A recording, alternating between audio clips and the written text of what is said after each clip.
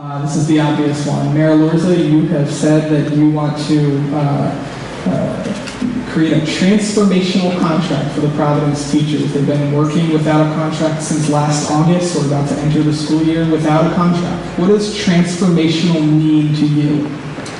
So, as you know, we're in a dispute right now with our teachers union, and I've made two principal points. The first point is that the status quo just isn't cutting it for our kids. Now, if I believed that giving them a 2%, 3% raise would have that transformational impact and would dramatically change outcomes, I'd be the first to give them a raise, and I'd go to all of the voters and I'd make a case for why we need to raise taxes to give them a raise. But the truth is that doing the exact same thing and expecting different results is madness. Giving them a raise is not going to dramatically change outcomes. And that's why we've been so focused on this 80-20 split.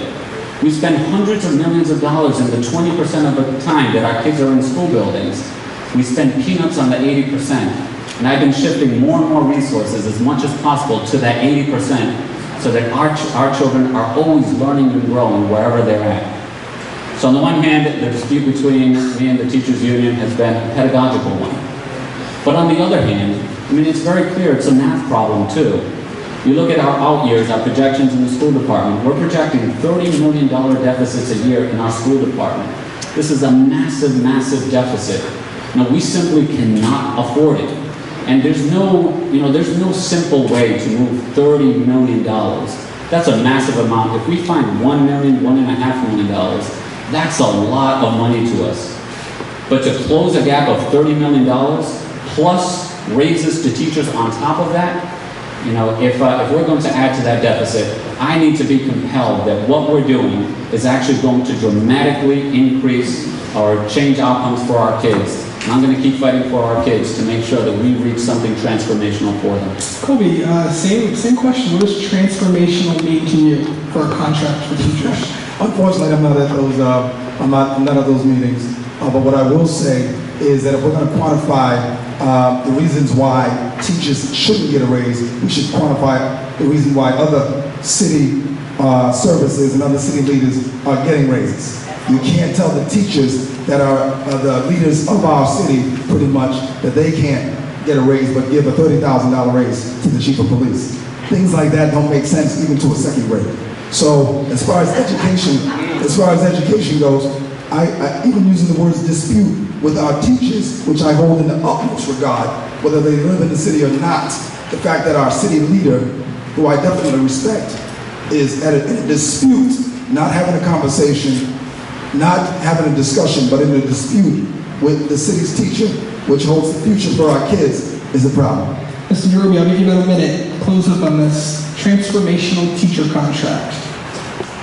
Transformational to me means for every teacher to look inside their classroom, to the 25, 26 students that they have, to see what learning levels they are at, and to see what is necessary to move those students forward.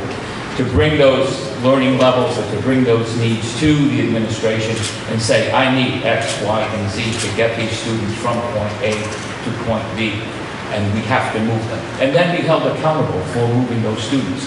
I take a little bit different viewpoint than the mayor, and I feel that you're saying that the teachers are not deserving of a raise. That's not what I'm saying. And, I'll give you 30 seconds, Mayor. What are you saying? I'll give you 30 seconds. If money was flowing, it'd be a totally different story. But the reality is that the fiscal reality is such that you have to make hard choices. And I have an accounting background, and since day one, I've said that the reason why the city finds itself in the fiscal condition that it's in is because leaders upon leaders for decades in this city have given away much more than we can afford. With what we've done over the past couple of years, we finished each one of my budgets with a surplus. We've eked out this small surplus, and if we start spending more than we can afford, it's going to evaporate in a second. Now, I've negotiated hard with the firefighters, I've negotiated hard with the teachers, I've negotiated hard with the laborers, I've negotiated hard with the police, all of the major unions. It was different a generation ago where you didn't have to negotiate so hard. You know that you can mortgage the future, and some point down the line, the bill would come due. Well, the bill is coming due right now. It's not that they're not deserving, it's that we have to make tremendously difficult choices. And in my administration, it's the first time in at least 7 years that we've actually increased funding for education. But look at where I've invested those dollars in education. Unfortunately, it hasn't been for raises for teachers. I've invested directly in kids.